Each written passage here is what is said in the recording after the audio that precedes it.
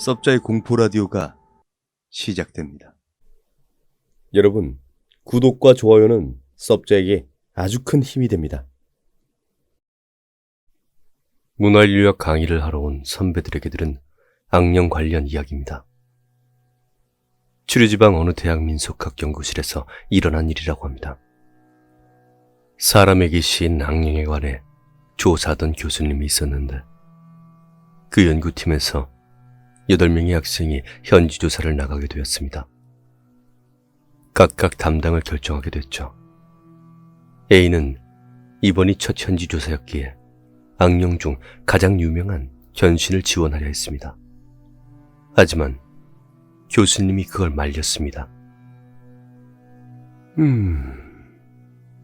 견신은 아직 A 자네가 맡기엔 이르네. 무서운 존재거든. B군과 C군이 맡아주지 않겠나? A 자넨 여우귀신 쪽으로 가게나. 그리하여 A는 D와 함께 여우귀신이라는 잘 알지 못하는 악령을 조사하게 되었습니다. 그리고 선배인 B와 C가 견신을 담당하게 되었다고 합니다. A는 녹음용 테이프 같은 취재 도구를 가득 준비해 D와 함께 기타 칸토의 어느 집을 찾아갔습니다. 마침 그 무렵은 가을이었고 태풍 예보가 나온 터라 여기저기 농가에선 태풍을 대비해 여러 준비를 하고 있었습니다. 하지만 찾아가는 바로 그 집, 악령이 들린 집만은 아무것도 하지 않고 한가로이 있어 이상했다고 합니다. 여우 들린 집에서는 친절하게 A 일행을 맞이해 훌륭한 다다미 방으로 안내했다고 합니다. 큰 주인님으로 불리는 할아버지가 기다리고 있었습니다. A는 바로 녹음을 시작했습니다.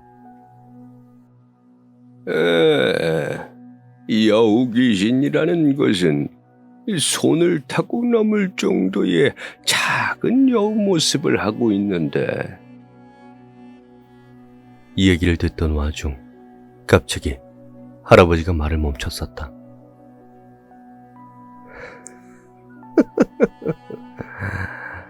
이야기를 하니 저봐 여우 귀신이 나왔구만.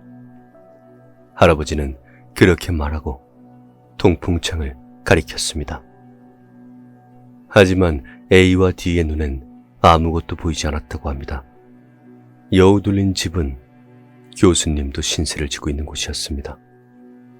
그날도 점심 식사와 잠잘 수 있는 방을 그냥 내주었다고 합니다. 밤이 깊어져 녹음도 끝날 무렵 A는 태풍이 격정되어 큰 주인님에게 괜찮을지 여쭈었다고 합니다. 큰 주인님은 이렇게 대답했습니다. 바람도 구름도 집을 피해서 지나갈 테니 말이야. 이튿날 아침 돌아오는 길에는 태풍 흔적이 엄청나게 남아 있었지만 여우 들린 집에는 나뭇잎 하나 떨어져 있지 않았다고 합니다. 연구실로 돌아와 교수님과 나는 멤버들 앞에서 녹음해온 테이프를 재생했습니다.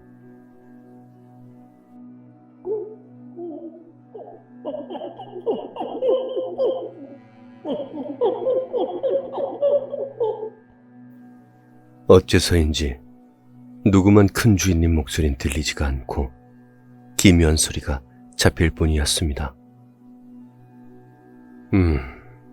다시 한번 해보게. 교수님의 말에 A는 녹음 테이프를 감았다가 다시 재생했습니다.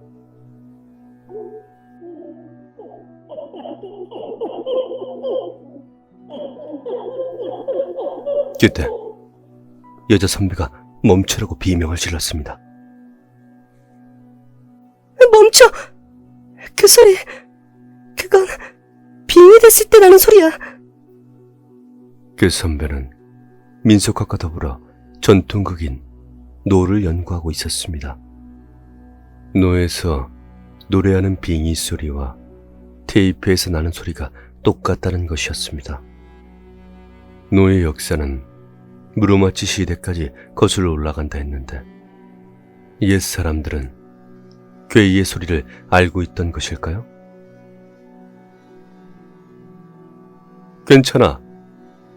다들 아연실색했지만 교수님이 소리를 질렀습니다. 유감이지만 이건 묻어두도록 하세.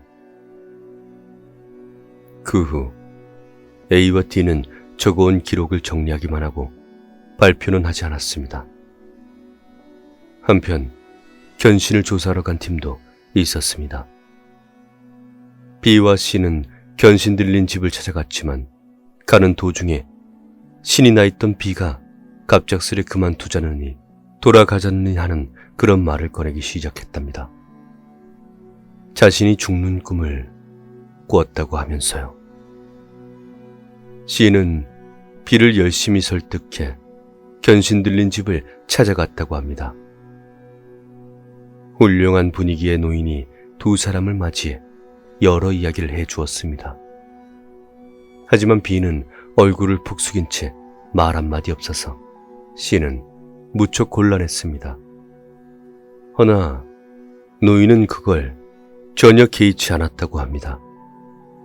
이윽고 준비된 다다미 방에 안내되어 두 사람은 일찍 잠을 청했습니다. 하지만 잠이 오질 않더랍니다. 밤이 꽤 깊어질 무렵 복도로 난 미닫이 문에서 바스락 바스락 바스락 바스락 무수한 동물이 모여드는 기척이 나기 시작했답니다. 두 사람은 얼굴을 마주보고는 일어났습니다. 그것이 신호였던 것처럼 미닫이 문이 잇따라 찢어지더니 쥐 같은 것이 끝도 없이 밀려들기 시작했습니다. C는 정신이 없어 눈을 꽉 감고 있었지만 문득 B가 신경 쓰여 눈을 떴습니다. B는 멍하니 텅 빈 눈을 한 채 앉아 있었다고 합니다. 이튿날 아침 미닫이도 이부자리도 타다미도 난장판이 된 채 B와 C는 멍하니 앉아 있었다고 합니다. 견신 들린 집의 젊은 며느리가 아침 식사가 준비됐다고 부르러 왔습니다. 방이 어쩌다 이렇게 됐는지 C가 횡설수설하며 설명하자 젊은 부인은 아무렇지도 않은 듯 괜찮습니다. 처음 오신 손님이 계실 때는 자주 그렇거든요. 라고 대답하더랍니다. 그리고는 다른 다다미 방으로 짐을 옮겨주었습니다. 돌아갈 채비를 마치고 인사를 올리자 노인은 아무래도 여러분은 환영받지 못했던 것 같습니다. 라고 마음에 걸리는 소리를 하더랍니다. 두 사람이 도시로 돌아오자 이미 밤이었고 그대로 B와 C는 여기서 헤어졌습니다. 이튿날 아침 대학에 나온 C에게 B가 죽었다는 소식이 전해졌습니다. 눈을 부릅뜬 채 온몸이 경직되어 있었다고 합니다. 사이는 심장 발작. B의 장례식이 끝난 뒤 C는 연구실에 모인 동료들 앞에서 울며 소리쳤습니다. 견신 때문이야. 그 녀석 정말 가기 싫어했는데 내가 억지로 끌고 가는 바람에. 그 후 C는 박사과정을 밟으며 장래가 촉망되는 학자의 길을 나아가고 있었다고 합니다. 하지만 현지 조사를 나갔다가 행방불명되어 벌써 1년이 넘도록 소식이 두절되었다고 합니다. 선배에게 들은 이야기는 여기까지입니다.